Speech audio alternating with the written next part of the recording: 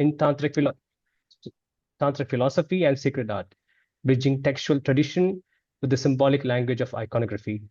I'll let the sessions speak for themselves, starting now. Welcome, Arghya. Good evening. Thanks, Vaishakji. Okay, so I'm really feeling honored to be here. So as you know, we are going to begin a course on the art of visualization in Tantras. So today's session is not going to be a class such. Rather, we are just introducing the very, what this course is all about. So we'll be introducing you to the area of art, all what we're going to explore here. Now, so as it has been said in the title itself, that the art of visualization in Tantra.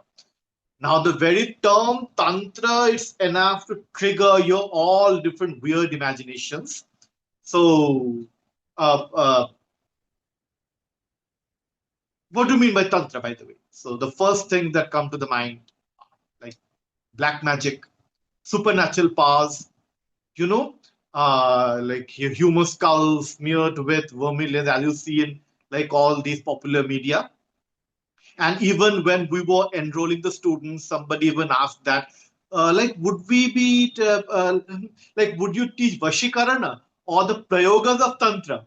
Now, the thing is that, no, this course is not going to be about anything related to Prayogas or practice. It's going to be exclusively on the theory of Tantra, the theoretical foundation of Tantra. And here we shall be studying.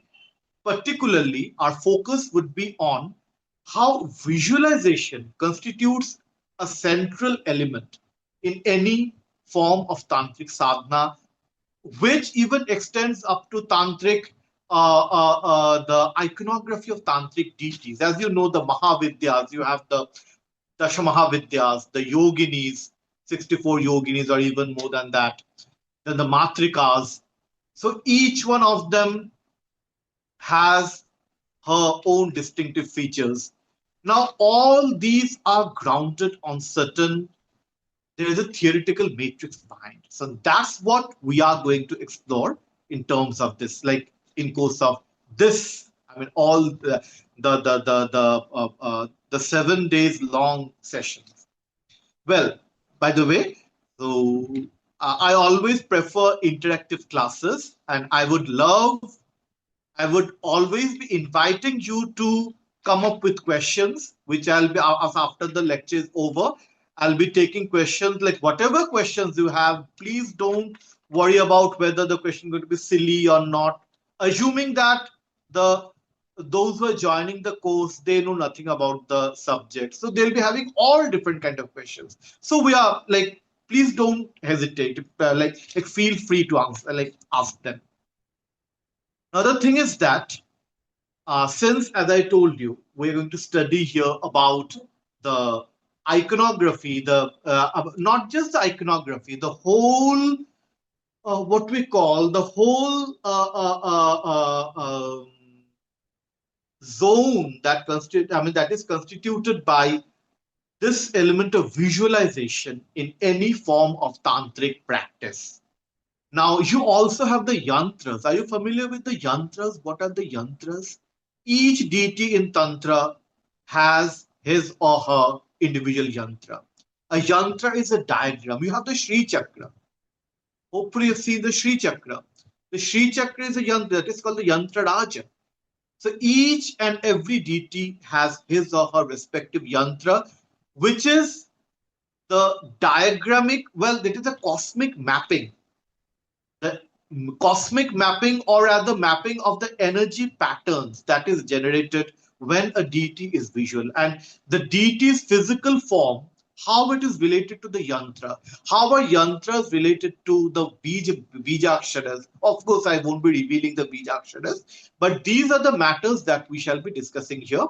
And keeping in mind that most of you are beginners, so we would try to keep it simple so that you can understand at least the basics of the whole thing.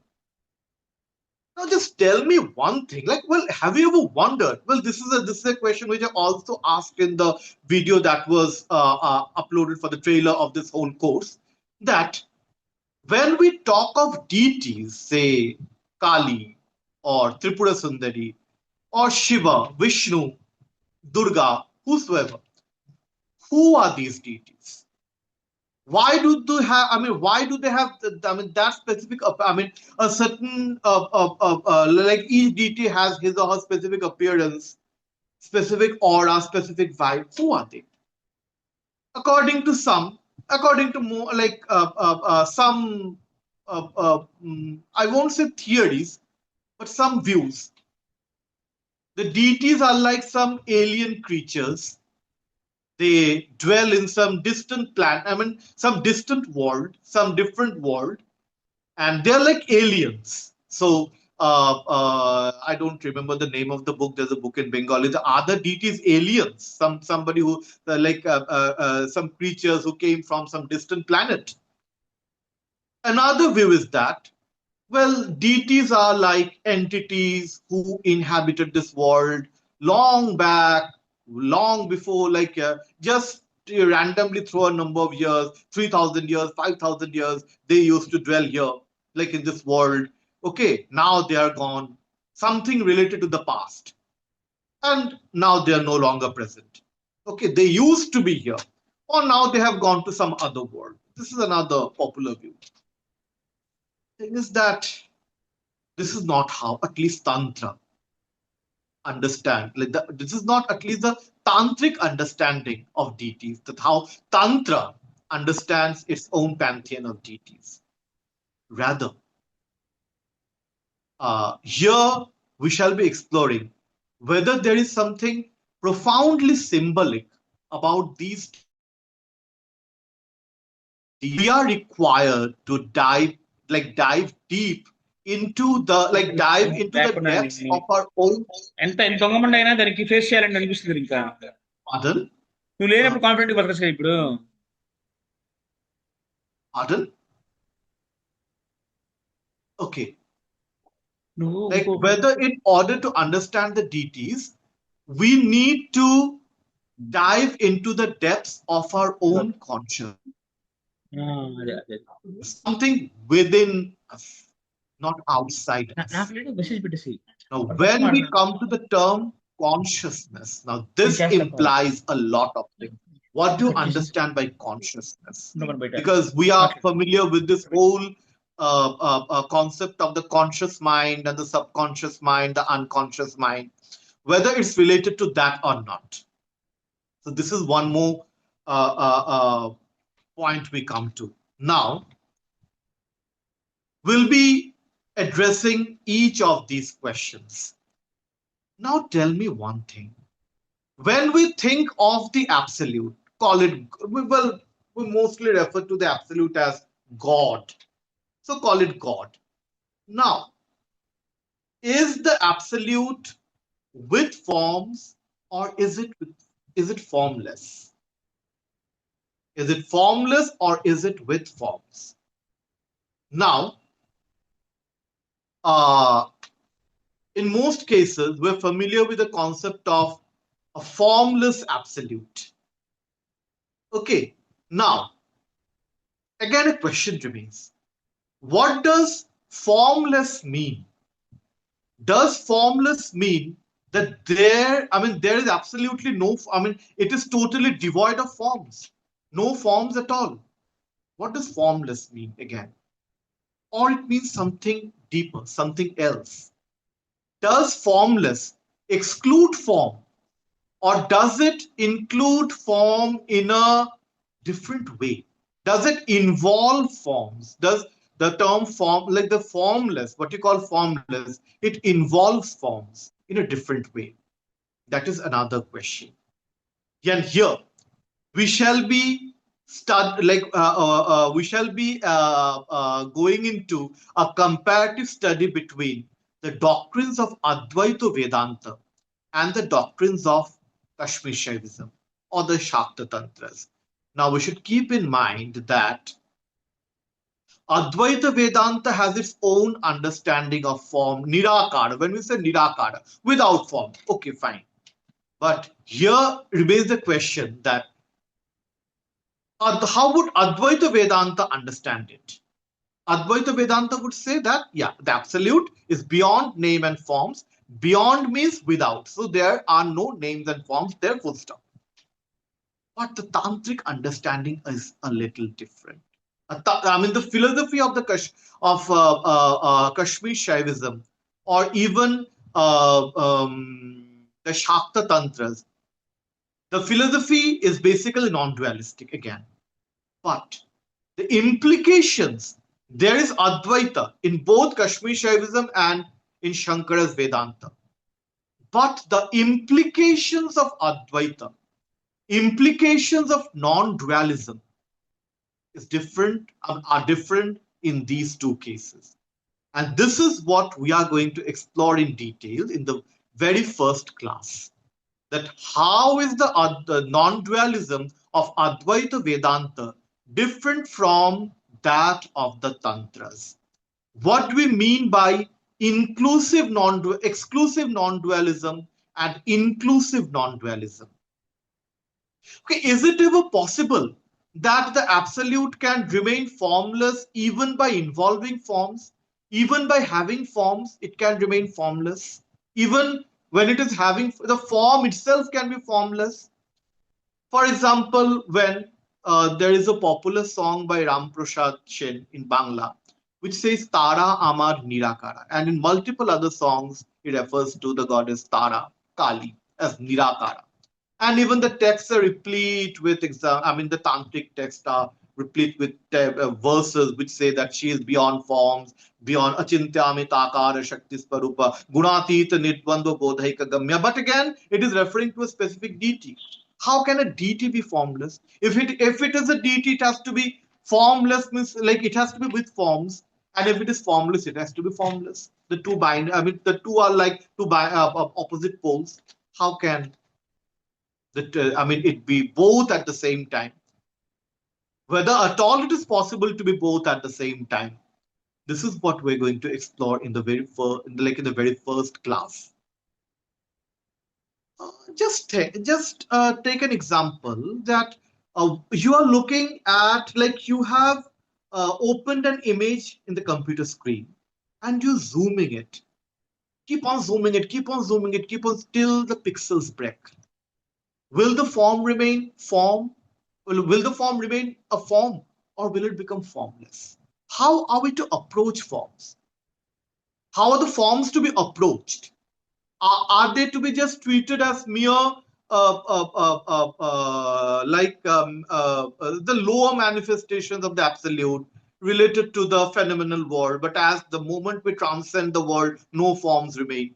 Is it something like that, or is it more complex, something more complex?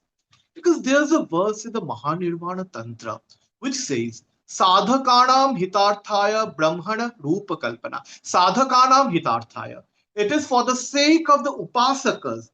For the upasakas only, the absolute assumes forms.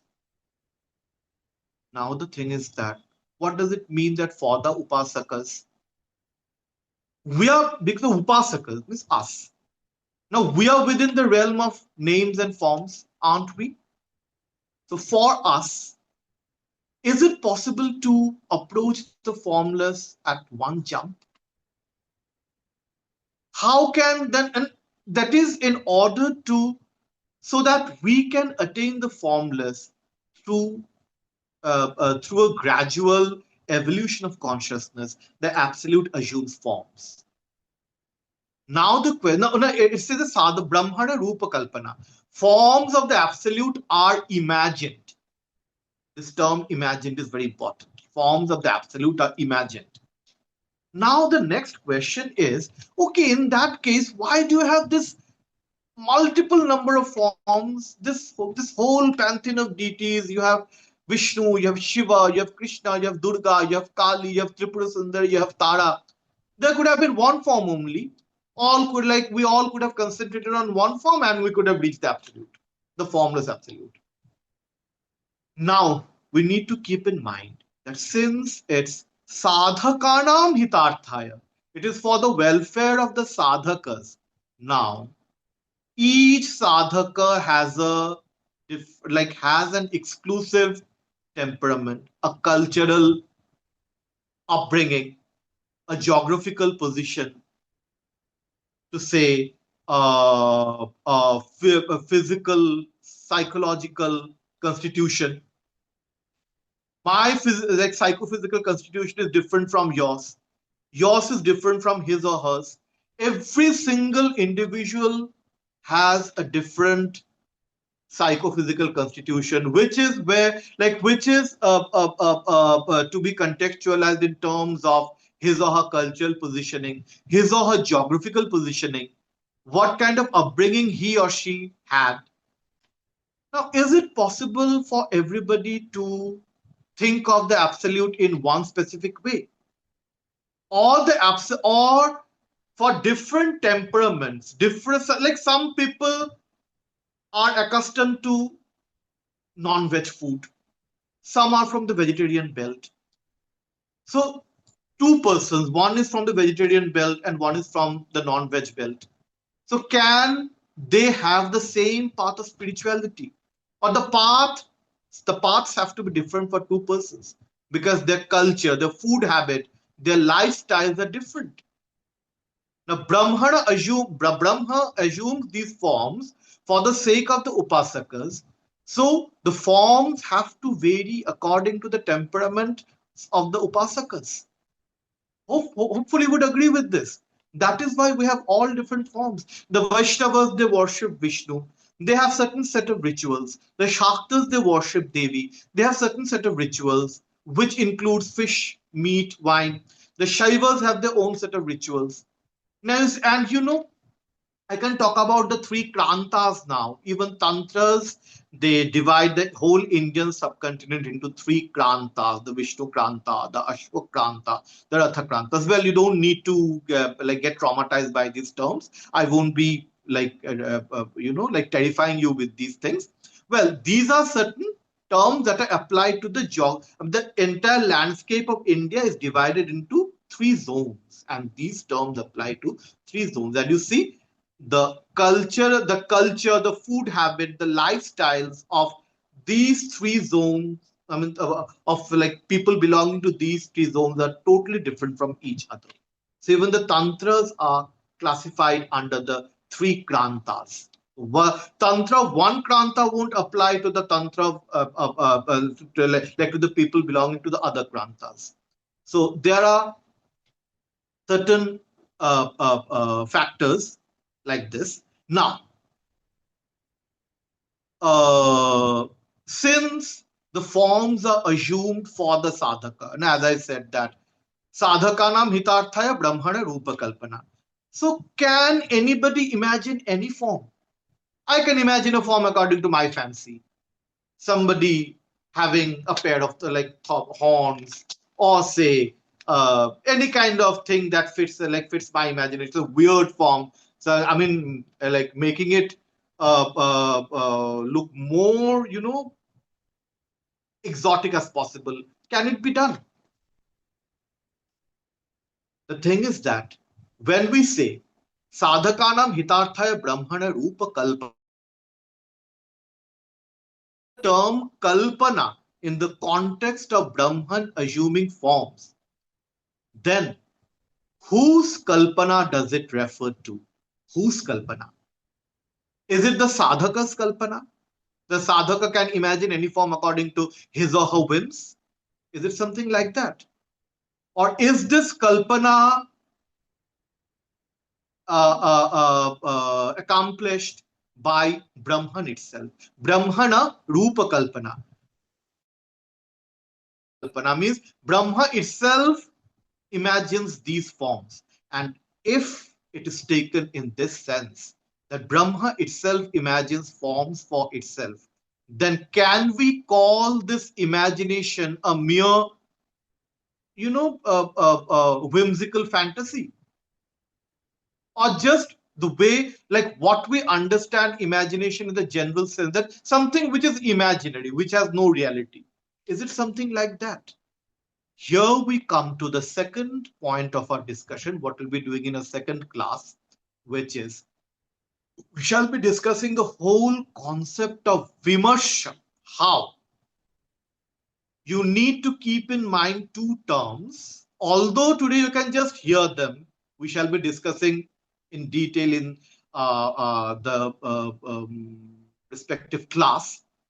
Two terms, you just hear these terms. You don't need to understand them. Prakāśa and Vimarśa. This Vimarsha becomes like a core ontological principle in the tantric understanding of the cosmos. Now, what is Vimarsha? This is a very difficult, like this is a bit complicated. An entire class would be required for this in order to explain this concept of Vimarsha. But as for today's class, you just know that Vimarsha is something related to cognition. Just for the explaining Vimarsha for the beginners. Vimarsha is something related to cognition. Now you know cognition. I'm seeing something in front of my eye. I'm hearing something. I'm cognizing something. So Vimarsha is a cognitive power. Now, what ontological position does this cognitive power hold in the tantric cosmos is something where we shall be locating our whole understanding of kalpana. Now, kalpana or imagination, I don't mean the individual's imagination, but Brahma's imagination. This is also a mode of cognition. This much I think you can understand, that what we call imagination, when we are imagining something, actually we're cognizing something. That is a mode of cognition, or a mode that is operative within our consciousness, our cognitive faculty, right? So, when we talk of Rupa Kalpana, visualizing a deity's form, it gets directly related to the cosmic principle of Vimarsha. Or the cosmic and Vimarsha, let me tell you, this is not merely cognition, it is creative cognition as well.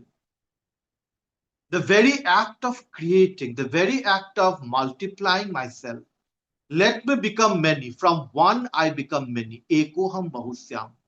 That itself involves a cognitive act. I cognize my nature, I see my nature. Sa ekshata, it is ikshana. The term which is used in the Upanishads is ikshana. So you see, ikshana means to behold, to see. So beholding, seeing, cognizing, imagining, all these three get encompassed under this whole concept of kalpana here. So it's not merely imagination. When deities are visualized, when we visualize deities, this visualization is a cognitive process whereby the deity becomes a reality for you. What you visualize here becomes a reality for you. You constitute it, you make it. Now the thing is that, can anybody worship any form he or she chooses? For example, all of a sudden I felt like I should be worshipping Chinnamasta. You know Chinnamasta, the form of the goddess in which she decapitates her own head, okay, and drinks her own blood. So anybody feels like I'll be worshipping Chinnamasta. Can you do it? Do it. Why is it so that some deities are extremely esoteric? Some deities are meant for specific people who are initiated into the tantric order, and the mass is not allowed any access to those deities. So you cannot, like anybody who feels like worshipping Shashan Kālī or Dhumavati at home, okay, would be worshipping them. Or even Tripurasundarī, she cannot be worshipped like by anybody and everybody. So why is this so? There comes in a question of adhikara. Adhikara means competence. Competence. One has to attain a certain degree of competence in order to worship this a deity. And this attainment of competence involves diksha or initiation. only after attaining a certain level of initiation, one is allowed access into the world of the Mahavidyas. You cannot worship the Mahavidyas, Kālī or Tara, just without any initiation. You would be required in the competence. Now the thing is that, is it discriminated? I mean, this is a like discriminating, like, does it involve any kind of discrimination? That I am allowing some people to worship this and that god, this or that deity, and I'm barring the rest from doing it. This seems to be discriminative, right? Why? Everybody should have access to it. But the thing is that I have a electric bulb which allows only 10, like, what's the unit? Volt, I mean, watt. If I'm, just correct me if I'm wrong.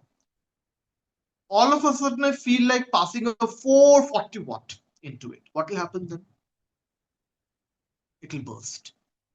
Now, the sadhaka's body, the sadhaka's mental, physical constitution has a limited capacity. Now, these different deities are like different modes of electricity, different volts of electricity. Now, if you make a 440 watt pass through a 10 watt bulb, it will burst. The same thing happens here.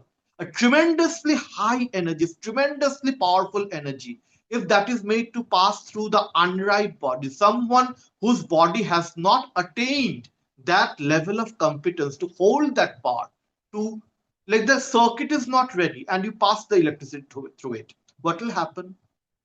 It will be a disaster. The entire thing will collapse. I mean, there'll be blast, actually. The same thing will happen here. So there is there is this thing called competence or adhikara in tantric sadhana, and not everybody can worship any form. It is decided by the guru who will be visualizing which form. It's not that I feel like thinking of Matangi today and I sit for like worshipping Matangi, and like and she comes to me, oh my child. It doesn't happen like that. In order to invoke the Mahavidyas, the base should be ready, or else you cannot visualize them. That will be disastrous.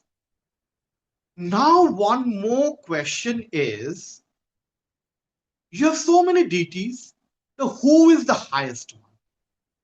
Now, the Puranas that are dedicated to Vishnu, they would be saying that Vishnu is the highest divinity, the supreme, the Krishna, or even Krishna is the supreme personality of Godhead. So everybody should worship Krishna only, or everybody should worship Vishnu only.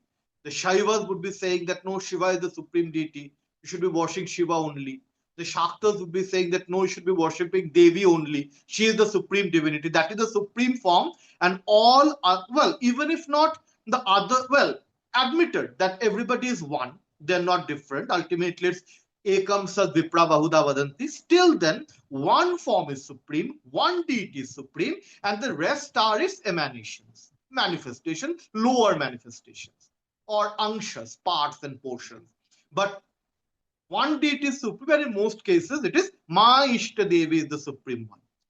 Now, this competition is something like my daddy's strongest competition. The thing is that now, when you begin your journey, have you ever wondered, why does one Purana say that Vishnu is the supreme deity? Behold the entire universe within Vishnu. Some Puranas say Shiva is the supreme deity. The Tantras say Shakti, the Devi, Kālī is the supreme deity, so everything should be seen within Kālī. Now, why do they contradict each other? So, now our task is to decide which one is correct. So, this Purana is correct, means that is wrong. This is correct, means that is wrong. But this is not the case. This is absolutely not the case here. Then why do the Puranas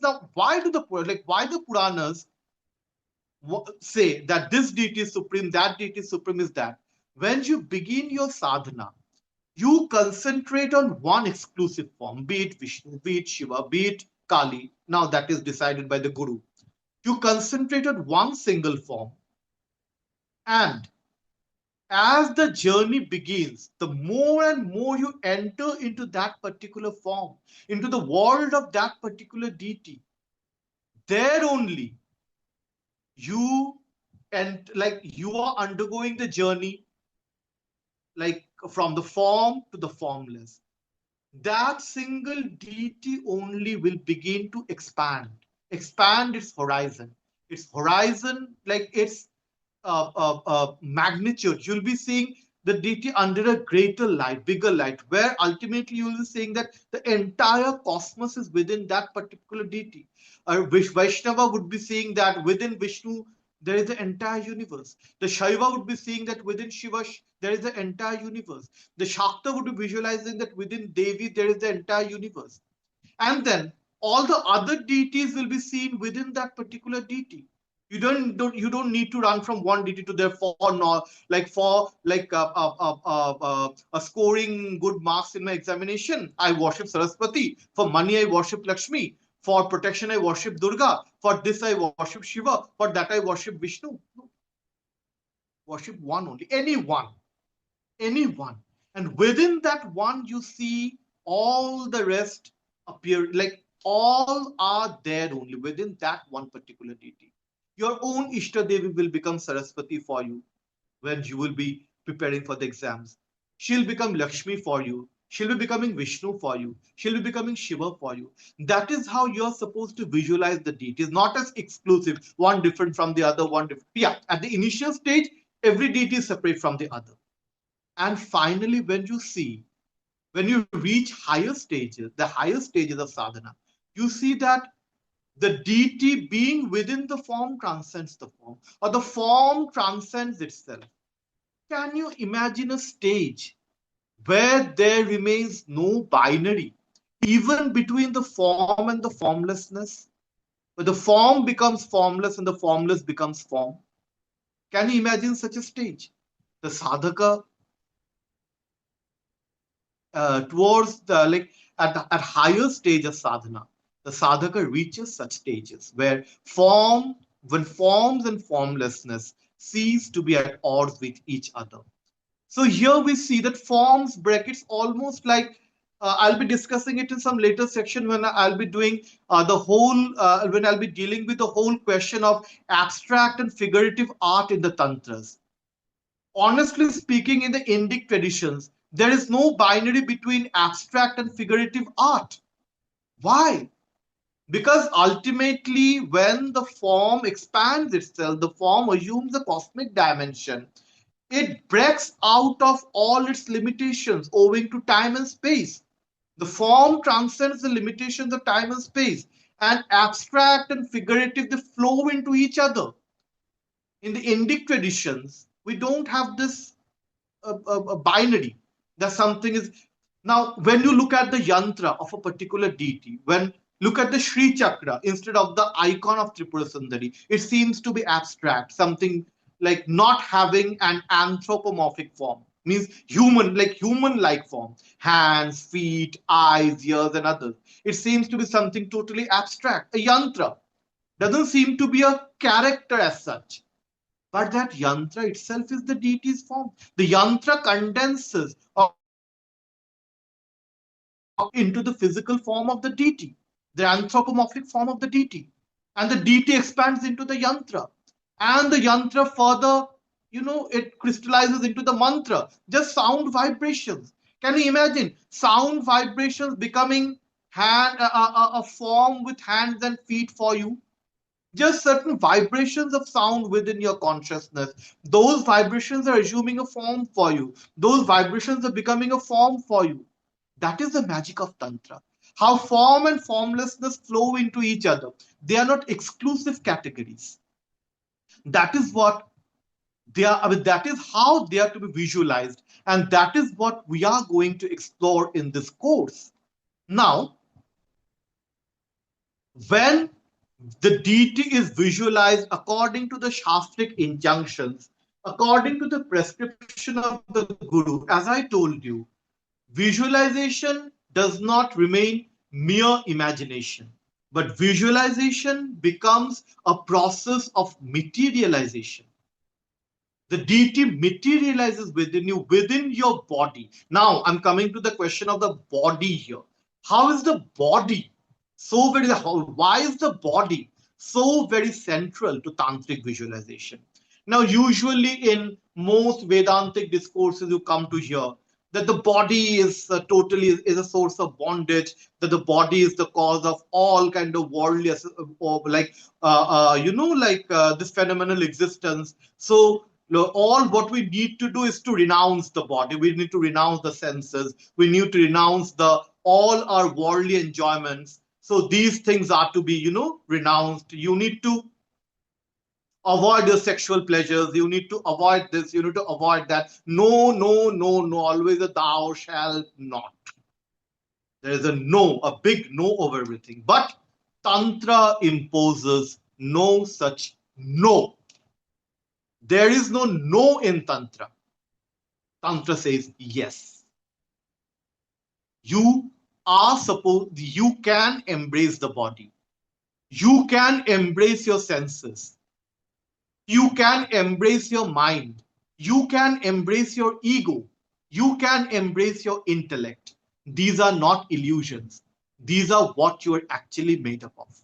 The body is not to be rejected for the sake of some transcendental absolute. Because the body is the cosmos itself. The body is the microcosmic version of the entire macrocosmic universe. Are you familiar with the terms microcosm and macrocosm?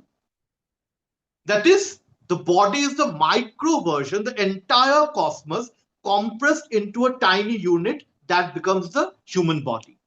So whatever is there in the universe is there in the body itself.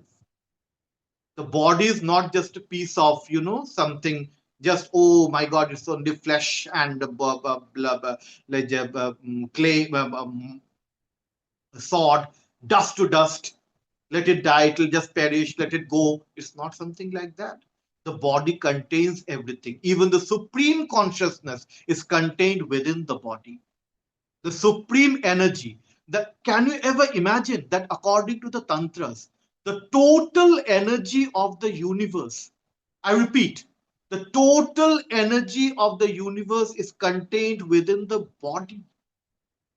You contain the entire energy of the universe within your body. Well, in such case, I should have become a Superman. I should have become a superhero. Like I could have just extended my wings and like I could like fly in the sky. Why can't I do that? The question automatically pops up. But then, here lies the question. Although despite the fact that the totality of cosmic energy is within our body, have we been able to realize it? Have we unfolded that energy? Have we actualized that energy? Has that energy unraveled itself within us? No. We know only 10% of our brain, the brain which I possess, the brain which is there in my own body. I know only 10% of it. We have access to only the conscious mind, and the rest is beyond our understanding. So here we come to the whole, I hate using the term science because that's too Eurocentric here in this context, but still to say the science, quote unquote science of Kundalini. When we study Tantra, when we study the body, because when we do the visualization, it's done within the body. Which deity is to be visualized where? Which part of the body? The guru would be instructing that this deity is to be visualized in this chakra, this deity is to be visualized in this energy center. Why? This is done in order to unfold the energy of that deity within that chakra. That is done in order to map the entire cosmos within the body. To realize that this Arghya Dipta Kar is not merely this Arghya Dipta Kar, it is this entire universe. This Arghya Dipta Kar is the entire universe. In order to realize that, I have to visualize certain energies in certain parts of my body. And I repeat, this visualization is not merely imagination. This visualization is the actualization, is the materialization of that deity, that particular energy. Every deity it represents a particular energy of the mantra that has come from the Guru. Now, the more you concentrate on those deities, their weapons, their colors, their attributes, their mounts, that energy begins to unfold within you. And now we come to the next point. Where do the deities reside? Do they come from outside? Suppose I'm meditating, the deity has come before me. Oh, tell my son, what do you want? Does it happen that way? Does the deity come from outside? Somebody, I'm different and the deity is different. I'm somebody, I'm just a mere creature, a mortal creature, and the deity has come before me. Okay, it will bless me and again it will go back. Does it happen that way? No. In Tantra, Shiva Bhutva Shivam Yajet. You can worship a deity. You can worship Shiva only by becoming Shiva. Devi Bhutva Devim Yajet. You can worship Devi only by becoming Devi. How do you become Devi? Can I have 4 hands? Can I have long tresses and wear a garland of heads? Would I do that? No. It is becoming Devi in the consciousness. Devi is my own consciousness. The conscious, again, by consciousness, I don't mean what you understand by the conscious mind. What in current modern psychology is understood to be the conscious mind. That is not consciousness here. Consciousness is something beyond. And this I'll be explaining. You don't need to worry. You don't need to be scared of these Sanskrit terms. I mean, when I say Chaitanya or Chetana, Vimarsha, don't need to get scared. Because I'll be assuming that the students, they are totally new to the entire system of knowledge. I'll be explaining each and every term to them. So here, consciousness, I'll be explaining what is consciousness in the Tantras or in the Indic system. How do Indic systems understand consciousness? So that consciousness, Devi, is to be attained within my consciousness. When I meditate upon, say, Durga, Jata Juta Samayuktam Ardhendu Krita Shekaram, that doesn't mean that I grow a jata on my head. What I'm doing, I am attaining oneness with Devi within. I am meditating on myself as Devi. The infinite reservoir of universal consciousness that is within me. I am meditating on that alone as Devi. It doesn't mean that when I'm meditating, Sucharu Dashanam Tadvat Pino Nata Payadharam, or like Mrinan Aleta Yasangsparsha Dashabahu Samanvitam, I'm not growing 10 arms. That she's having 10 arms, bearing all different weapons. I'm not having 10 arms. I'm having 2 arms only. But I'm having 10 arms within. Those arms are not these physical arms. Each arm represents a particular vibration of the mantra, a particular energy of the mantra. And that I'm experiencing within, that I am experiencing subjectively. I am not referring, we are not, although we refer to deities as you or thou, actually it's not being referred to as you, I am referring it to as me.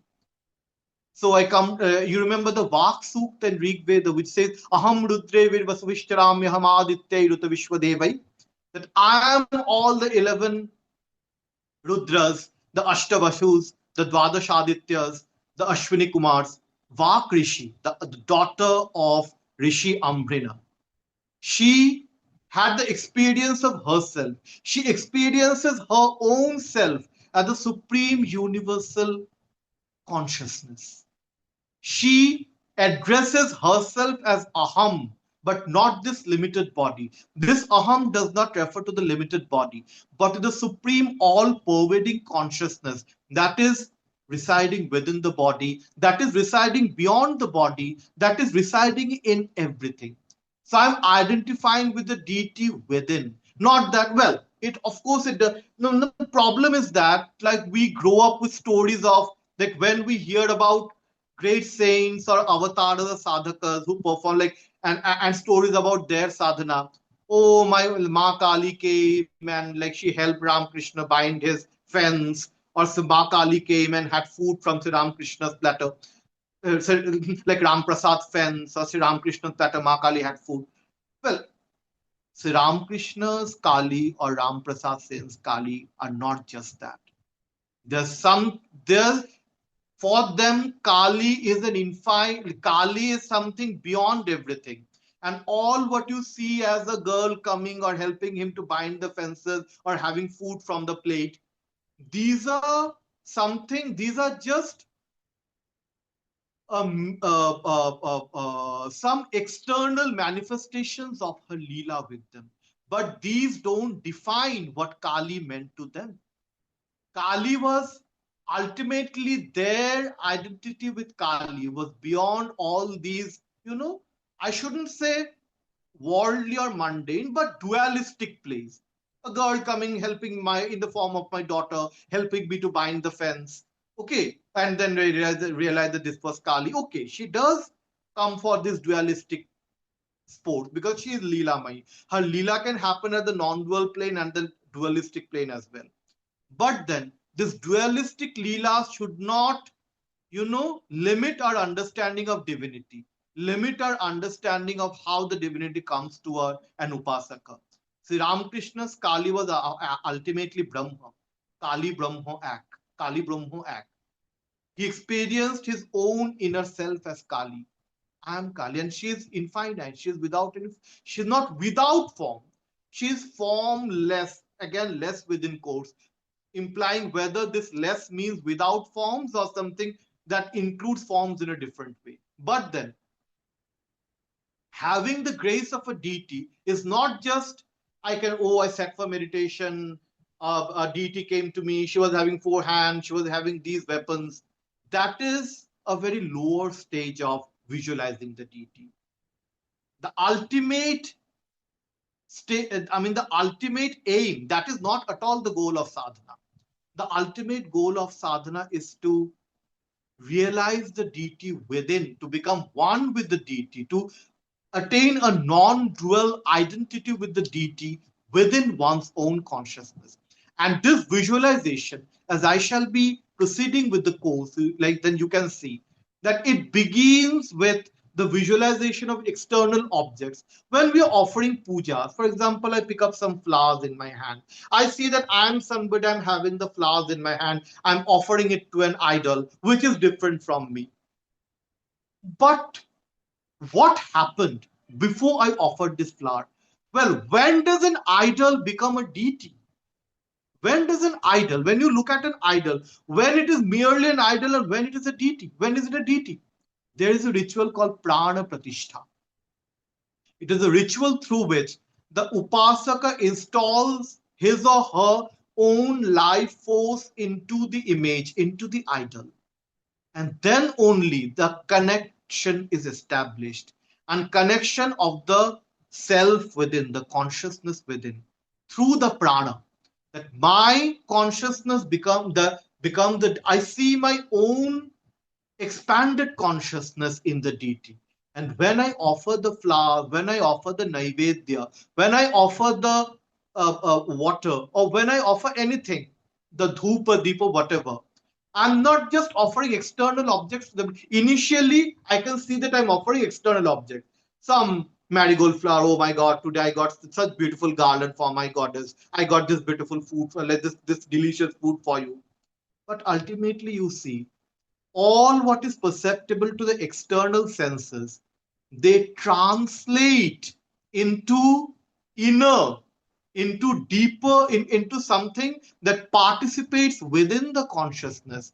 The external sense becomes a manifestation of that inner consciousness only. And when you offer these objects to the same consciousness, you see that it is the same Brahma which is within you, which is in the idol, and which is within these all objects which you're offering. They don't remain mere objects.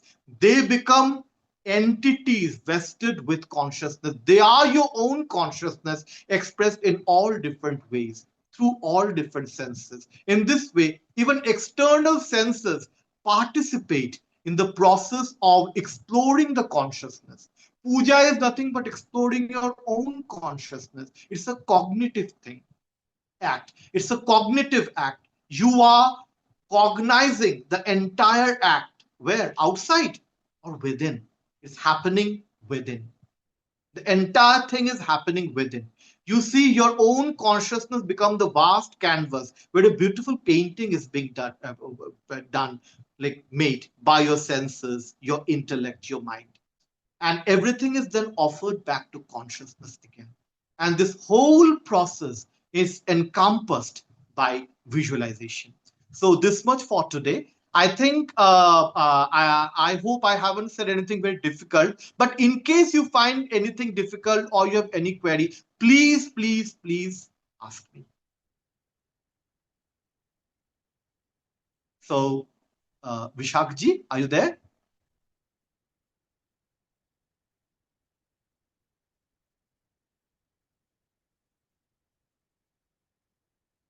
Hello? Anybody has any question? I'd like to share a reflection while I was listening to. Yeah, hello. Can you hear me? Yes, the volume is a bit low. Kindly. Can you hear me now? Yes, I can hear now. Okay. So, can you see the? I just raised my hand. Is it visible? The hand raising and stuff. It's not visible. I can see nothing. Oh my God. But that's why I had to, finally speak up. But okay. So it's not a question, but I had to share. I wanted to share, something that, clicked in my mind when Okay. you were talking about form in formlessness, that thing. When I was studying the Heart Sutra, the Pragya Paramita Hridaya Sutra, there's this famous quote: "Form is emptiness, and emptiness is form." Form So is emptiness and yeah, emptiness is form. yeah. So it has, it sounds actually similar to what you It said. is similar. It is similar. Yeah. So it really fascinated me because this emptiness thing that is studied in the Heart Sutra, it says that form and emptiness, they are ultimately one. There's no difference between them. So how would One is an you? extension of the other. Yeah. So ultimately, it is understood as, the two sides of the same coin, something like that. And the So purpose of sadhana is to arrive at the whole, the at the whole. totality of everything. Yes, and another analysis that I did myself was that if you want to visualize this, would this be a valid kind of visualization? Let me present it to you that if we imagine zero, okay, like we are imagining the number zero, but that same number which represents nothingness can also be represented by +1 and -1, which is form. So a person can imagine +1 and -1 whose essence at the same time is zero.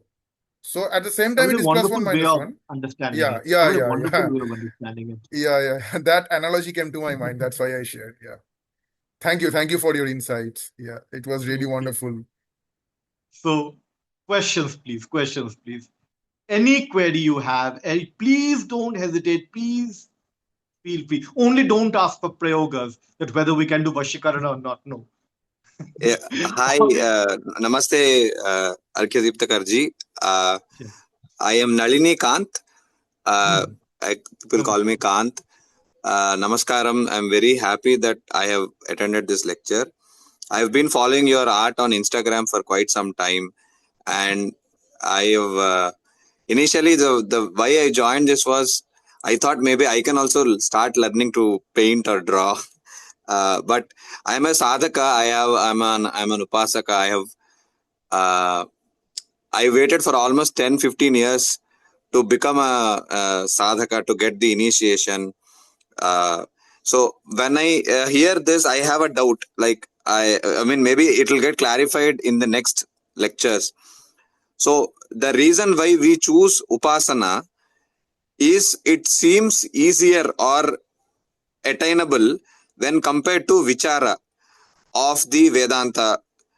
If I just go by a vichara marga of, if it's a complete logical, dialectical, vocabulary based, exercise, brain versus heart probably. And when I want to do an upasana, I feel it is closer to my heart. I can visualize somebody. I can see that Matangi is so sweet, Krishna is so sweet, and I can feel the emotional connection. But once I step in, my guru, and also now you say you have to spend a lot of time in the upasana, only then you will get an entry into the world of the deity. So I feel again, oh, how many years do I have to wait? What should I do now? That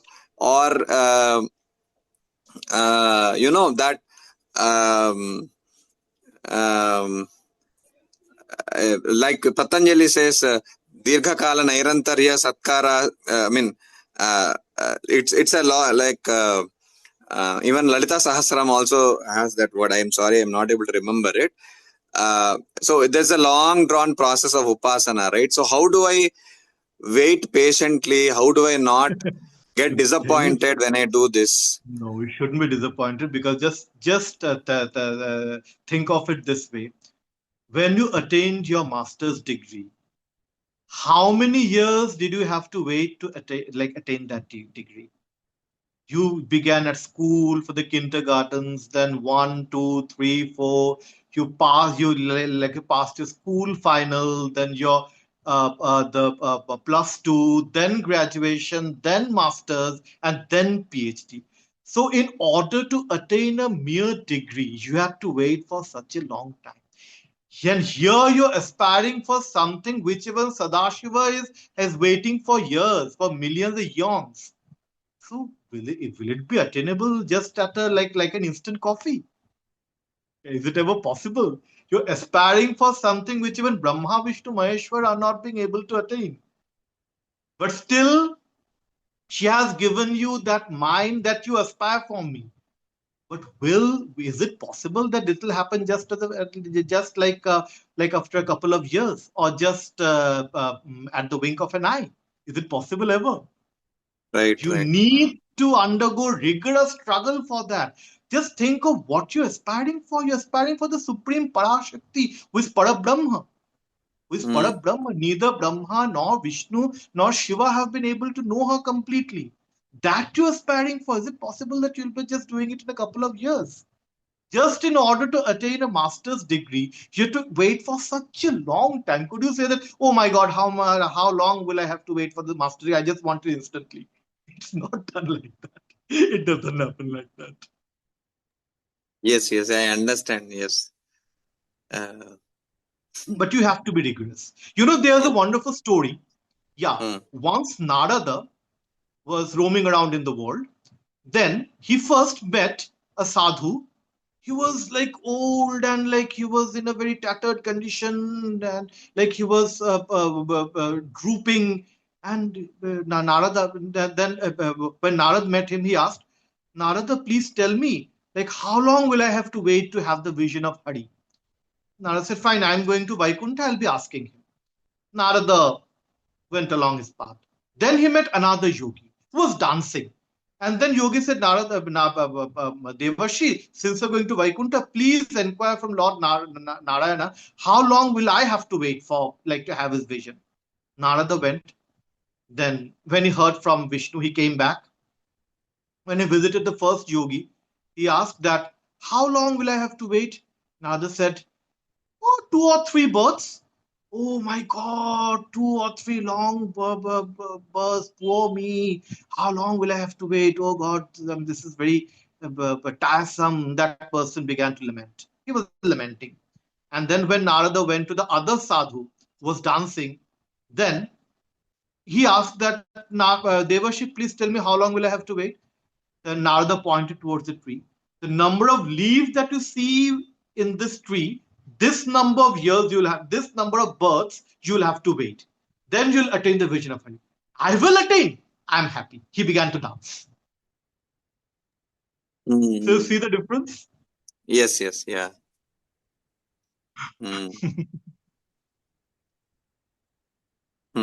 Okay. Any more question? I mean, there should be questions. Not any more questions. There should be questions. Hello, Arghya. Hello, Sangeet here. Yes. So, oh, first of all, Sangeet ji. Namaste. How are you? How are you? How is it? Yes. Yes, I'm good. How are you? I'm good. So I'm happy that finally we have a course of AIAS with you, and pleasure having you here. So my question is not a very technical one. I just wanted to know, like, what are you going to cover in this 8 days? I mean, I'm just curious, like, what all will Yes, be I have covered provided in the this list. I 8 have days? provided the list of the subject matter. The first discussion will be on a comparative study between Advaita Vedanta and Tantra as to form and formlessness. Whether Mm-hmm. the absolute is with forms or is it formless, or whether formlessness and forms exclude each other, or whether they can be integrated. That's going to be on that. The second is going to be on Vimarsha, the whole understanding of Vimarsha, how it is integral to how this whole question of visualization, it gets assimilated into this understanding of Vimarsha in the Tantras. And of course, this will relate to the body and Kundalini. The next discussion will be on the yantras and the concept of Kam Kala in tantric visualization, the triangle, the motif of the triangle. And then the next discussion will be on Tripurasundarī and Kālī, their iconography. Two opposite poles of their, extremely two opposite poles. One is the epitome of all beauty, and one is the epitome of all fierceness. But still, what do their iconographic features represent? Then the next discussion will be on deities sitting on corpses, how to visualize why the symbolism. We have Tripurasundarī sitting on Panchabrahmasana, Kālī standing on the corpse of Shiva. Because yes, this one thing I forgot to mention. There are certain misconceptions as to the iconography of certain deities. Because regarding Kālī, there is a very, a cringe story, like popular all around. We have been hearing this since our childhood. That once Kālī went like mad in fury. She was like in her eccentric rage and she was devastating everything. Then in order to check her, Shiva lay on her path and then she stepped on his bosom. And when she realized, oh my God, what a mistake I have made. He is my Lord, he is my husband. I'm such a pativrata patni. She bit her tongue out of shame and embarrassment. So this is a total, I should be using the term, a total cringe narrative, which is just to appropriate the iconography of Kālī into the patriarchal religious system, mainstream religious system, which cannot accept a sovereignly supreme female entity. And her, even when a female is extremely powerful, that power has to be tamed by some male authority.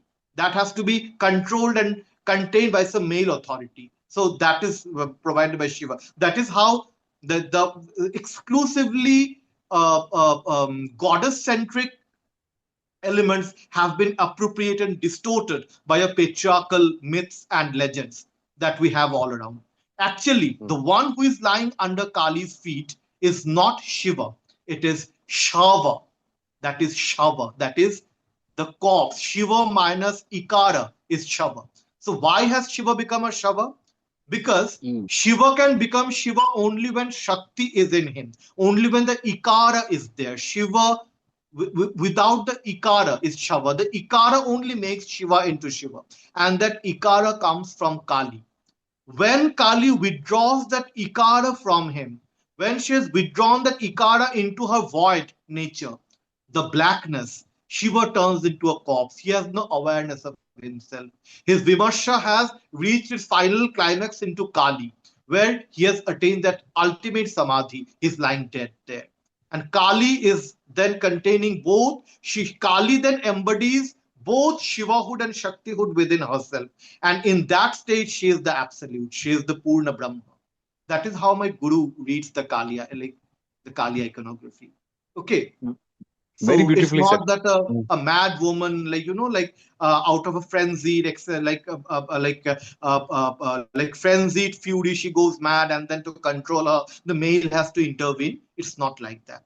So these things were these basic understandings. It's not possible to explore deep into all the details of this iconography. But these certain basic misconceptions have to be cleared. This I'll be doing in that session.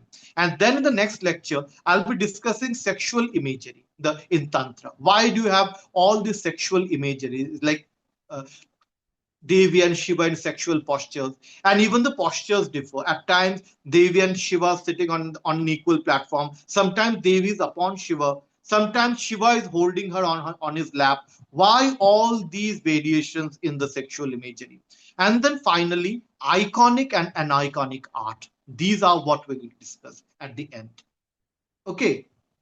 Okay, Tarun was with some question. I just missed it. It just popped up on my screen, but I couldn't see it. Can anybody please read it out for me? Or Tarun, can you please repeat the question?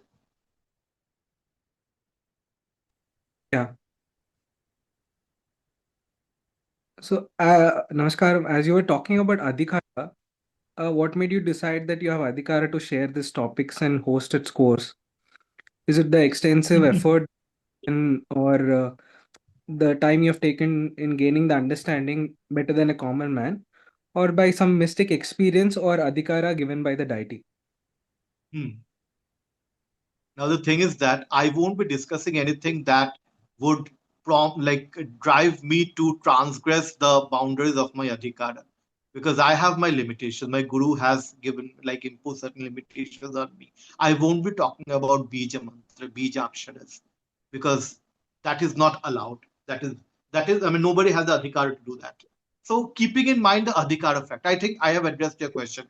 I couldn't, please repeat the question again. So I meant, let me simplify it for you. What made you think that you have Adhikara to talk about these topics and host a course about it? Is it because the extensive effort that you have put in and the understanding that you have gained better than a common man? Or is it because of some mystical experience or the Adhikara given by the deity itself? See, the thing is that, well, as to the theoretical aspect of it, I'm just talking about the theoretical aspect, not the inner esoteric things, nothing related to rituals. That you can study just as a part of just a study. I just say study. I don't say that you go deep into these. That you can study, that doesn't require any adhikara. And beyond that, my guru, what I got from my guru, of course, I don't have the adhikara to talk about those things. I don't have the adhikara to talk about those things, but at least I can correct somebody when, in case there is a requirement of correction, that when there is some error, some mistaken understanding, some mistaken the understanding of certain theoretical concepts. We'll be discussing all theories here. So we won't be involving anything related to adhikara, anything that would require us to transgress the limits of adhikara. That is one thing. That is why I said at the very outset that we won't be talking about any prayoga or anything, or any bijakshara, okay, or any ritual. So the adhikara factor will always be kept in mind. And as to the question that my own adhikara as to regarding discussing these things, well, this adhikara, as you'll be going through the course, you'll be seeing that these matters are exclusively academic matters. So you won't be requiring a specific adhikara to discuss these matters, because anything that would require adhikara, there I would stop. I won't be allowing you to enter. Okay, got my point? Yeah. One more thing, what made you drive to, my another way of putting it is, what made you drive to take up this task? Is it the mere love for it that you have seen? That's a long journey. Distortion. Okay. That's a long journey, a long personal journey, actually. It's a long personal journey. Well, not to be shared on the screen. Well, to somebody who gets personally close to me, I can share these things. Okay. Yeah. Okay, so any more question? Yes, namaskaram. Namaskaram. Okay, my question is very simple. That what is the difference between visualization and imagination and hallucination? Sometimes I look at people who are hallucinated with many things. So what's the basic difference among all these things? When you visualize, visualization, when it is done in a ritualistic way, then the guru will always be putting a check on your mind that it does not hallucinate. But usually what happens, People, they keep on reading texts, and they start hallucinating that, oh, my Kundalini has awakened, my consciousness has risen to this extent. Now, the thing is that at times it does happen that while sitting for meditation, you see something before your eyes. Now you're confused whether this is an hallucination or this is an actual vision that I had. Then, in such situations, it is only and only the Guru who can guide you. The Guru will be able to distinguish between which of your visions is a hallucination and which one is a true visualization. Suppose I saw the deity. When I sat for meditation, most often it happens that people come to India, they go to visit temple, they sit for meditation. Oh, I had the vision of Kālī. Oh, I had the vision of this yogini. Oh, I had the vision of Kamakhya. She was sitting, she was staring at me, she was looking at me. Now, in most cases, these are hallucinations. In most cases, these are hallucinations. People do hallucinate because their mind is always preoccupied with some thought, some deity, that I should have the vision of the deity. And I don't know whether this you share, I can share, whether you have the similar experience or not. When I was a kid, I was first reading about Kundalini. I read John Woodruff's Serpent Power, and then suddenly I began to feel some vibration in my Muladhara chakra. I began to hear sounds. This happened with me too. And now I laugh at these things because these were all hallucinations. We want to experience these things, so we imagine that we are experiencing these things. In such cases, only the Guru can help.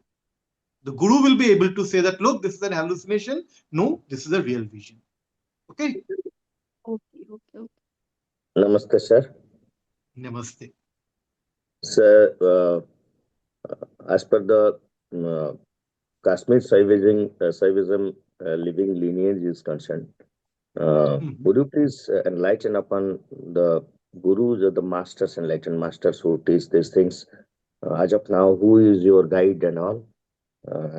Apart the masters of Kashmir Shaivism, you mean to say? Hello? Sir, Hello? I want to ask the living lineage of masters or teachers or mentors available now in this particular field. Would you please enlighten upon those great men? Yeah. You mean to say who are the masters of the Kashmir Shaiva lineage, right? Right? No. Like I right want from to ask. Not right. No. I want to know the masters now present who are teaching. Oh, see, Yeah. now this is a difficult question because after Lakshmanju passed away, the tradition, I don't know whether there's anybody to carry on with the tradition or with the lineage or not. Lakshmanju was there. Markji So, was there. will you please elaborate about your guru who is guiding you, please? Elaborate upon what? Your master, your mentor on this. Okay. My guru, since I can't name my guru, I'm from the Tirthanath Parampara, Kālī Kula, Tirthanath Parampara. It's centered on the worship of Kālī. It's the Kaula tradition. This much only I can say. And the Tirthanath Parampara, it has its own history, its own guru lineages. Now, my Gurudev, my Parama Guru, Parapara Gurudev, Parameshti Gurudev. So my Parameshti Gurudev was a Renaissance man of the Tirthanath lineage. Parameshti Gurudev. He was a Renaissance person of the Tirthanath lineage. So I belong to that tradition. Thanks. Namaste, Arghya ji. Namaste. This is Sujit, your former student of Shakta Tantra course. Sujit, how are you? Yeah, I am doing fine. After a long time. You don't attend those classes? Have you joined the new class, the new course? No, I have already completed. The previous one, no? The previous one. No, I am in the first batch of that course. Yeah. Okay. Tell me. Actually, Arghya ji, as you know, Tantra is subjected, especially the coital iconography is subjected to Eurocentric misinterpretations. As such, how this course is going to reframe and readdress such research or academic distortion on on Tantra via proper Indic perspectives or methodologies from a research perspective? Honestly, that is what we're trying to do, because truly speaking, not just the academic, there are distortions in like there are all kind of misreadings and misinterpretations about Tantra in the academic field, but even come to the popular, the zone of popular culture. Think of the extent to which deities get distorted by this thing called AI. Making, okay, how could I forget this to discuss in the class? How could I forget this? This also is covered by visualization, because when we look at AI generated figures of Devi, Shiva, you see faces, they are like um, angry faces, and there is no divinity in the expressions. Okay, as a stressed in a very like hideous expression. All these faces you see in the AI generated images of Devis, and unfortunately, people are now worshipping these images. But can you think of the consequence? How, like, what, how disastrous it can be when you worship your own inner self in such a hideous form? You think of the AI generated images of Devi. How terrible she is made. Kālī is fierce. She is fierce, but that fierceness is not at the cost of a divinity. Even though she is Karala Vadanam Ghoram, she is Sukha Prasanna Vadanam Smeranana Saroruham, like a lotus blooming in a lake. But think of these images, like hideous expressions. She is like mad with fury. That is not how you're supposed to visualize the deity, because that is not, because the deity is never subject to human passions. Even when we say that Chandi means wrathful, that wrath does not mean this ordinary human rage. That is a tremendous outburst of divine energy. That is divinity in its fullest expression. That is not what you see in the AI generated images. And yeah, I just digressed, and because it just struck my mind, I'm still I apologize for that. Yeah, I'm coming back to the question that yes, the distortions and all kind of commercialization of Tantra that is happening these days, it actually demands a serious academic involvement with Tantra. It actually demands that. And this is what we're trying to do. And from an insider's point of view, of course. Have I answered your question? Yes, okay. Yes.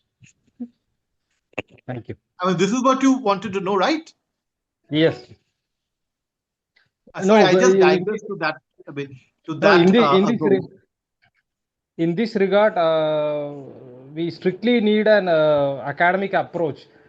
We need an academic approach to give an explanation to all this distortion made by the Eurocentric philosophers or the scholars. Yeah. And also popular culture. Also at popular culture. Governed by AI. Hello, sir. Yes. Shayok? Yeah, it's me. Bol. Kemon laglo? Yeah, actually, I have nothing to say much about it, actually. Most of it is already known by me, so that's another topic for another day. But actually, what Sujit mentioned, I want to have my 2 cents on it. Actually, an academic approach in it is actually, right now you can see a lot of Eurocentric and American scholars are putting their minds into it. For example, Alexis Anderson, whom we have studied in our class. Apart from it, I think the coital expressions and the sexual exploitation of Tantra we can see in the West. Actually, it is far older. Actually, it started during the 60s, during the hipster era in America. And from there, it spread to entire Europe and America. So I think having an academic approach is important, but the damage has been already done. So it runs deeper. And also, one thing we must understand that Tantra is a subliminal topic, means Tantra, even in Hinduism, is a very, secluded topic, secluded form of sadhana that 80% of the people don't have a proper idea of. That's why they make these kind of distortions happen. Tantra, after commercialization began, Tantra has been seen as a commodity. So people are making podcasts about it, and also sorts of stories, movies, and remedies, and the entire business model has been created regarding this Tantra. So I think apart from academic topic, apart from making it academic discourse, we have to make it more subaltern as well. Apart from, so that's what I want to ask. So these kind of lecture I agree series, with you. these kind of lecture series are vital for that to happen, in my opinion. And by the way, Shayok happens to be a very good student of mine, and so is Sujit. And so since I'm doing a course on the Shakta Tantra for Ramakrishna Mission, they both are my students. And yes, I'm really proud of them. I think in this last two conversations we had a couple of times we have mentioned the term academic. So if I have your permission, Arghya and Vaishak is here, I will make a small advertisement of our upcoming conference where Arghya is himself a part. AA is also a partner. We are going to have an academic conference on Shakta Tantra in the very heartland of Bengal. So Arghya is also one of the speakers. Ramji also is probably one of the speakers. And I mean, all this academic energy. And I think we'll have one whole session on art and Tantra, if I'm not wrong. Arghya, we'll plan that. So I think we are planning to have 3 lectures actually, 6 lectures, 2 dedicated to Kālī, 2. You mean to say the seminar? The conference? Yes, we are having. Yeah. So what again? I mean, since Arghya spilled the beans more, so I will also tell about probably we'll have a fundraising set of talks on that also, where Arghya, Ramji, and a couple of other speakers from different lineages. I think one from Srikula, one from Tarakula, and one more from I think probably Giriratnaji also from Datia may also take a talk. So we'll have a lot of academic. I mean, the word academic has been ringing in a couple of conversations. So I want to say that I want to just spoil the news that we are going to come with a lot of academic activity in the upcoming year, and stay tuned to it. And the AIS handles, Vaishak ji is here, Ramji will also be tweeting about that, and you'll all be welcome to that conference, which will probably happen in November, the middle of November. So we'll keep you posted on that. Thank you.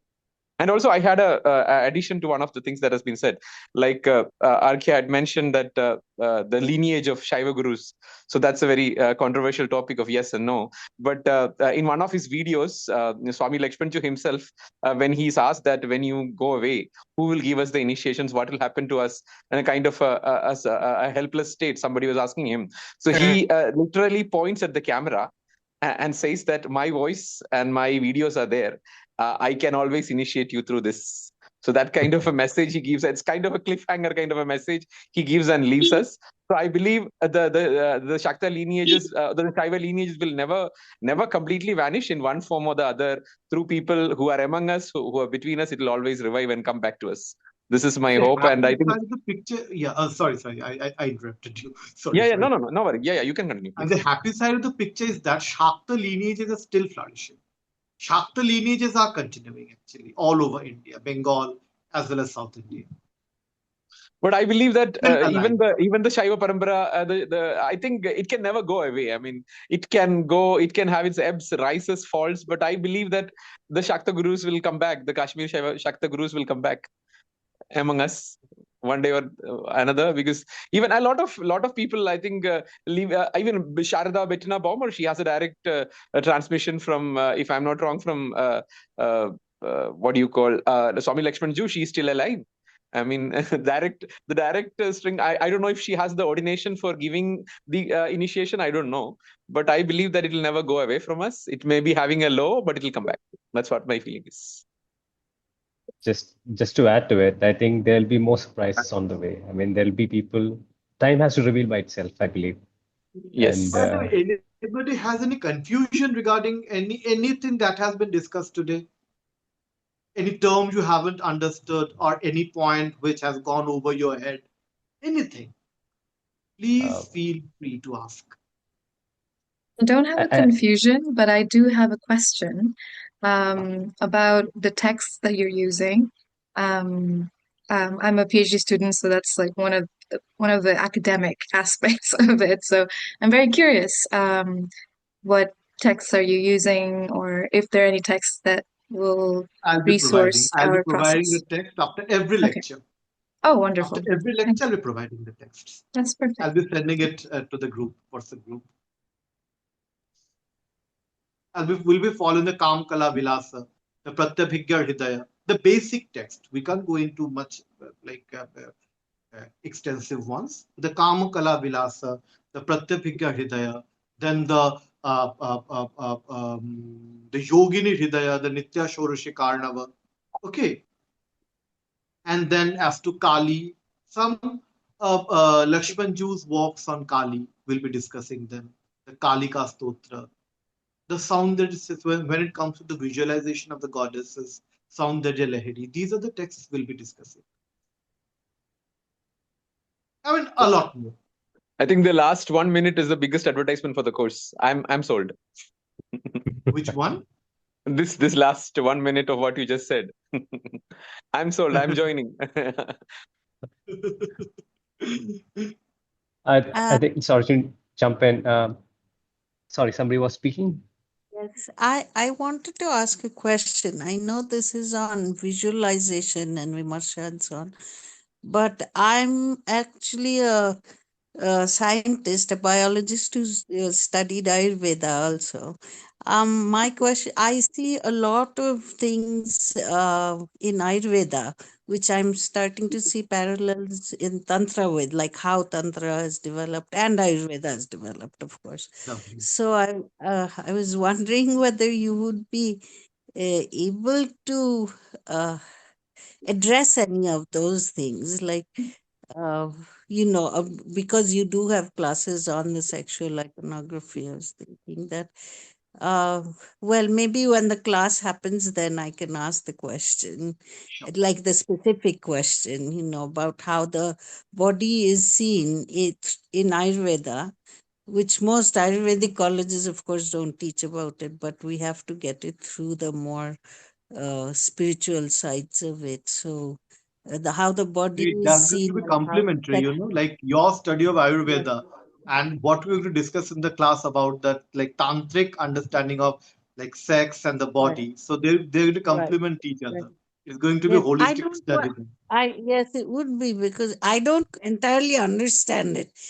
I'm sorry. I have started to turn to the tantric texts now to understand, because the teachers are not trained that way. So I haven't found the proper guru, I guess, who could tell me. Anyway, so I think when it comes to the relevant class, we can discuss things. Yes. We can have, like, usually it happens, Shayok and Sujit, they know, like my classes in that, from like there, like at the Shakti Tantra course, well, the schedule time remains for 1 hour, but it extends up to 2.5 hours. So I love discussions. I invite questions, and I want my classes to be interactive. So please feel free whenever you have any observation, or whether my understanding of Tantra, sex as it is conceptualized in tantric terms, whether that has to add anything to your understanding of like the body in Ayurvedic terms. So that can, like, both can enhance each other, right? Yes, it should be. Somehow I feel like all these streams have separated, and so no one has full They should understanding complement each because other. of it. Yes, They should yes. not be separated. They should complement each other. Okay, thank you.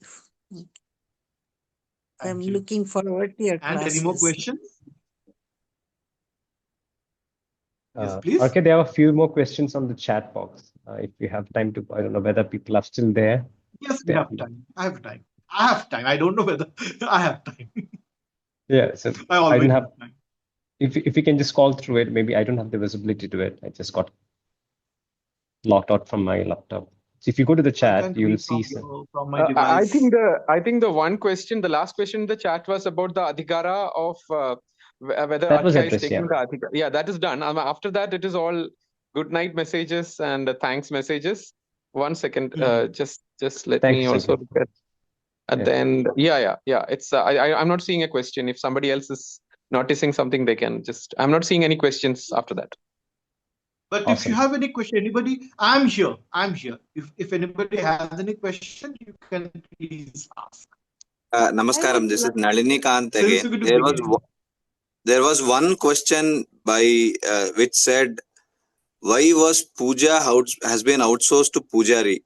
I don't know if it is a statement or a question, but That was my question, actually. oh, This is the thank you. Ayurvedic doctor. Wonderful Yes, question. no, because you would, this is something I always ask. I always wonder what happened to our culture, that at least in Bengal, what I see is everyone chats and the pujari is sitting there doing the puja, and we're not engaged at all. So, because the question came to my mind again because you were speaking of how we are supposed to become one with the, with the whole puja With the thing. But deity. yes, with the deity. But In that's why I Bengal, was wondering what happened.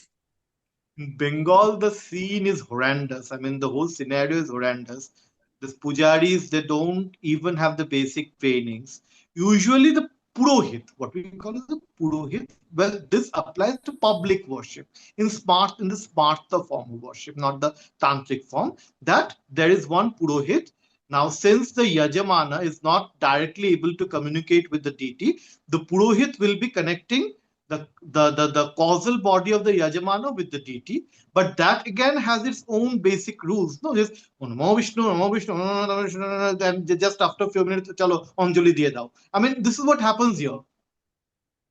Yeah, because people are sitting to like they're just waiting for the puja to get over, and where can they feast upon the prasad.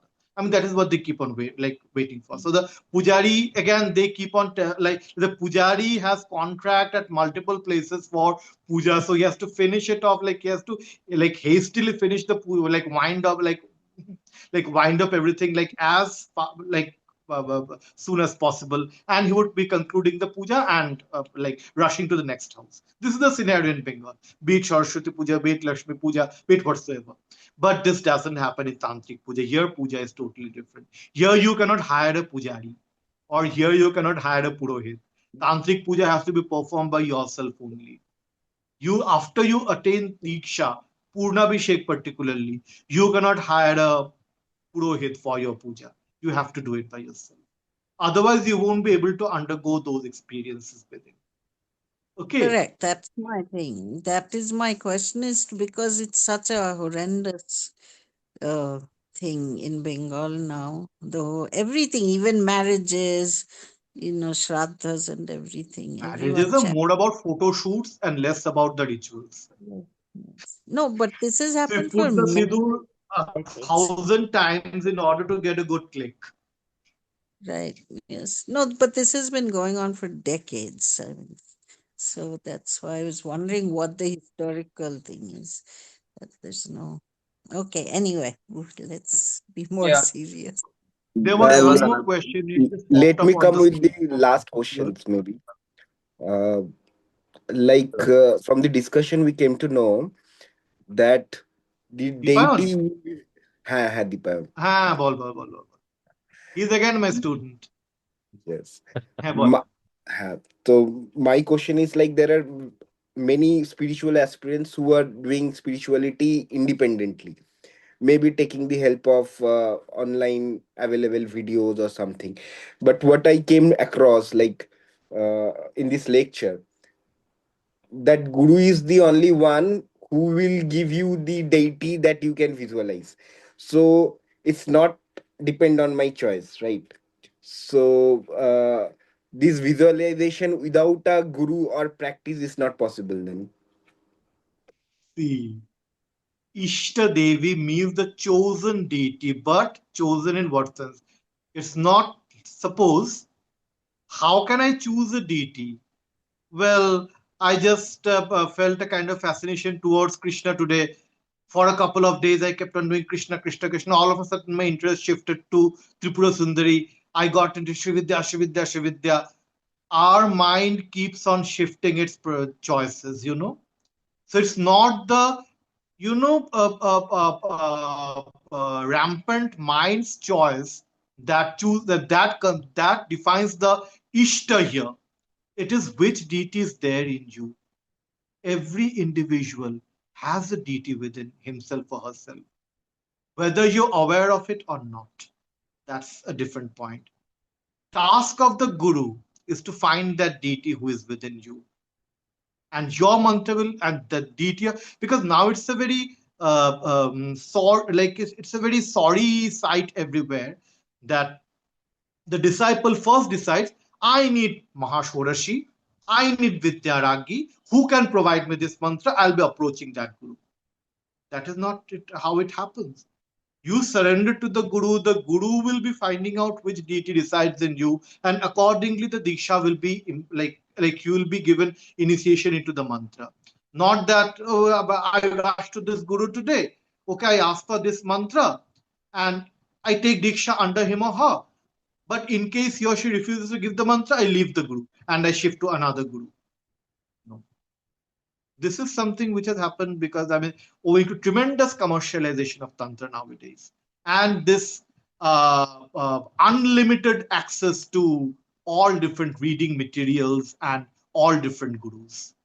And if all, well, in most places, the gurus are ready to come to me, I'll give you this, I'll give you that. In order to appease the shishya, the guru gives, okay, you want Mahashorashi? I'll be giving Mahashorashi. Whereas the case is that shishya hasn't even completed his bala yet. He'll be taking Mahashorashi. You want the Vidyaragi? Okay, I'll be giving you Vidyaragi. He doesn't even have done the sadhana Vekakshari. Vidyaragi given. This is how it's like, all it's happening nowadays. Second part of the question is like deity for the chakra that differs from person to person also, or it is same across all persons. You said the You are energy digging too centers. much into the matter. Class ki bolbo. Acha, ठीक है. You're digging too much into the matter. Which deities are to be visualized in chakras? Which is the Ishta deity? They all are different. Different they to all different are different. persons. Okay. It varies. Now, certain things are common to all, and certain things are different. Like up to which extent it's common, up to which extent, like from where it begins, like it begins to be different. That can't be discussed today. For that, you have to wait for the lecture. Okay. Thank you. Hello. Namaste, sir. Namaste. Sir, my question is, in the process of visualization of devatas, should the devata be handed down to us through the sampradaya, or we can choose any of the images of that we find in at different places, or it should be properly handed down through the sampradaya? Thank you. To the sampradaya.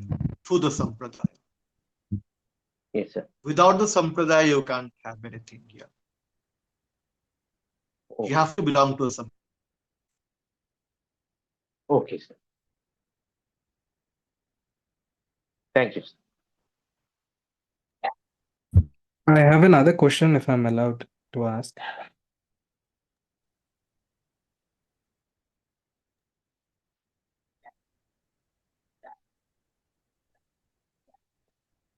Am I audible?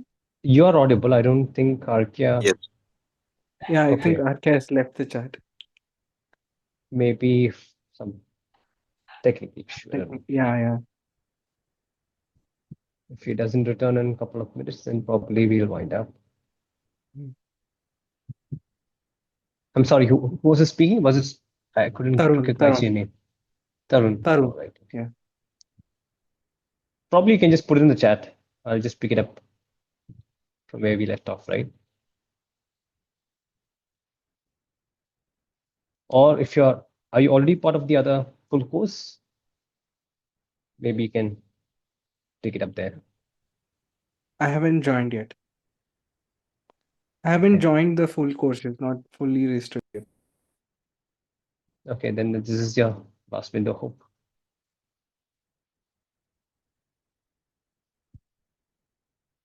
Let me try to reach out, see if there's something.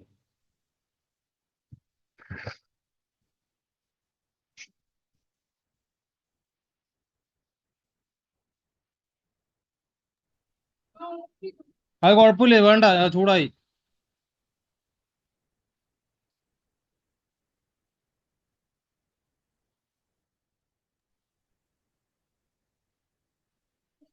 I'm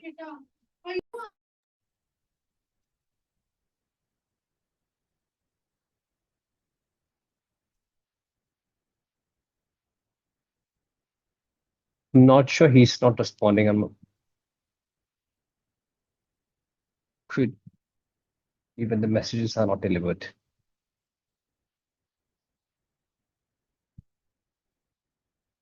Okay, instead of keeping all waiting, probably Tarun, if you can just share your questions on the chat, or if somebody has any burning questions on your mind, Yeah, I'm just you can writing put it in the out. chat. Okay, I'll take care of it. And just give me a minute.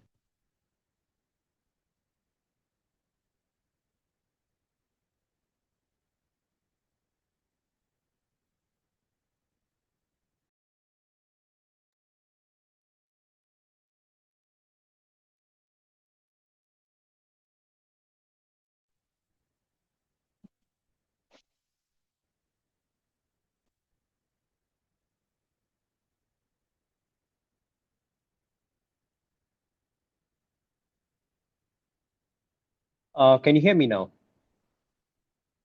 Do you hear me well? Thumbs up? Yes, no? Okay, cool. Arghya is joining in minutes. He just called me up. So you can just hold on to that. In the meantime, let me get my charger. Even I'm low on juice. Sorry for that.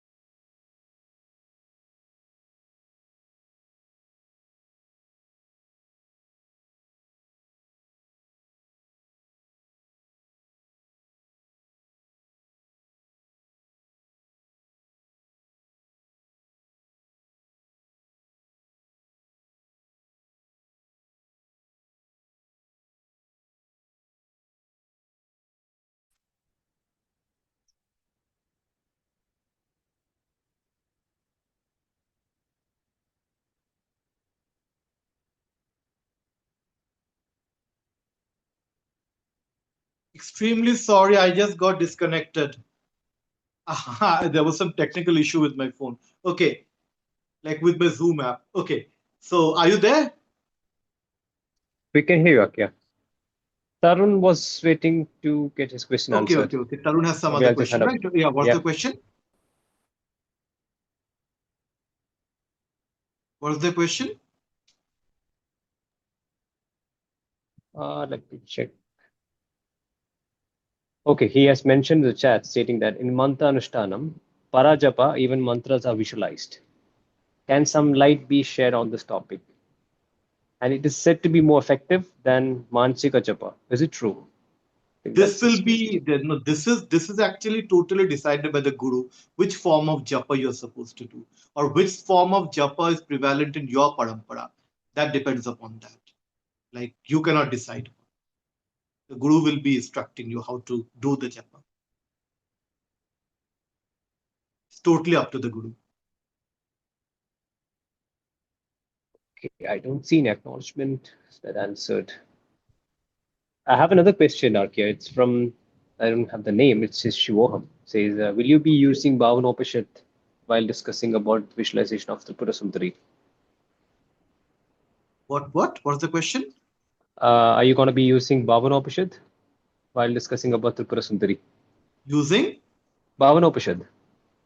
Bhavanopanishad. Yes, Yeah. we can. We'll be discussing all these texts together. Bhavanopanishad, Tripuropanishad, Devyopanishad, then this Tripura Rahasya, Jnana Kanda, okay, Saundarya Lahari, Lalita Sahasranama, Kamakala Vilasa, Nitya Shorashi Karnava, Yogini Hridaya.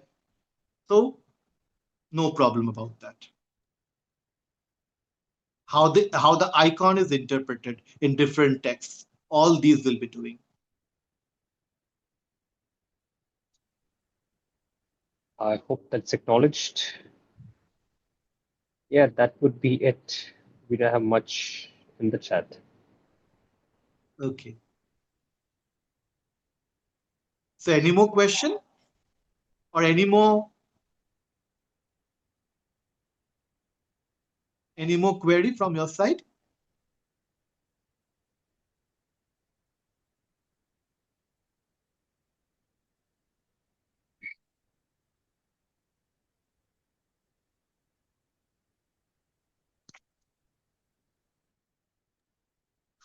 Three, two, one, all good.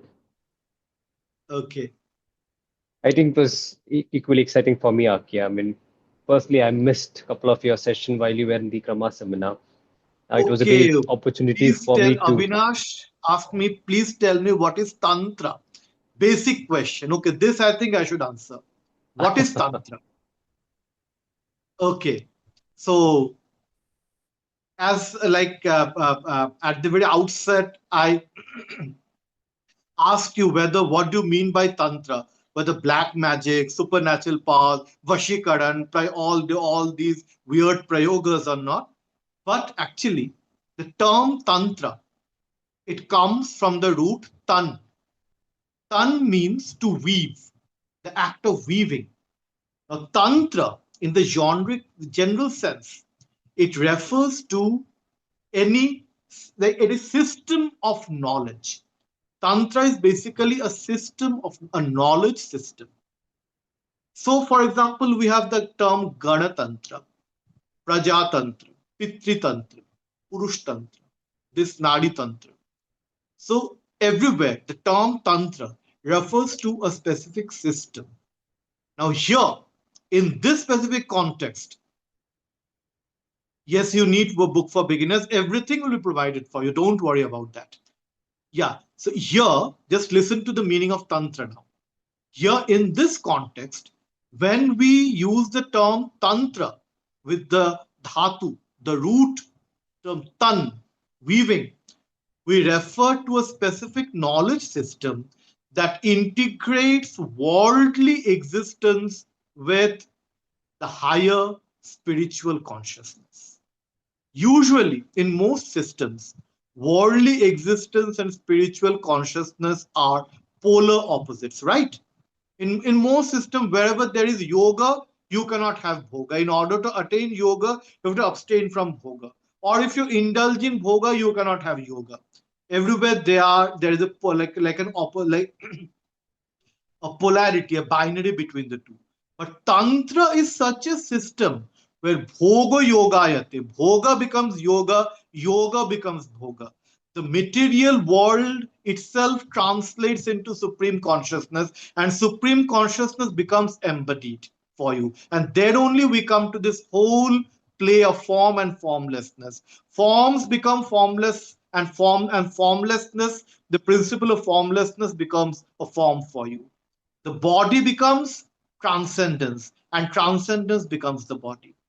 So it is a system which integrates all polar opposites, which integrates all, everything that we are taught to treat in a binary manner, that one in an exclusive manner, one excluding the other. Tantra is the only system where you don't need to exclude anything, which is an integrative system. I'll be discussing in the next class. An integrative, integral, and inclusive approach to spirituality. So this much for your basic understanding of Tantra. We'll be going into further details the next in course of our lectures. But are you convinced with this explanation, Abhinav?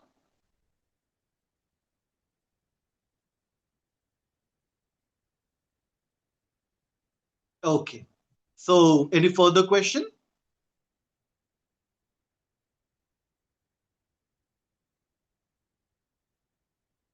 I think no.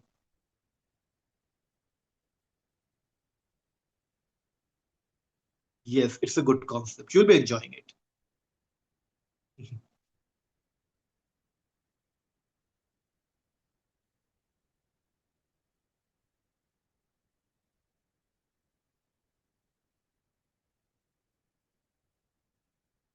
You're muted. Vishakhaji, you're muted. Oh, sorry for that. Thank you for letting me know. Something popped up in Bengali. Yeah.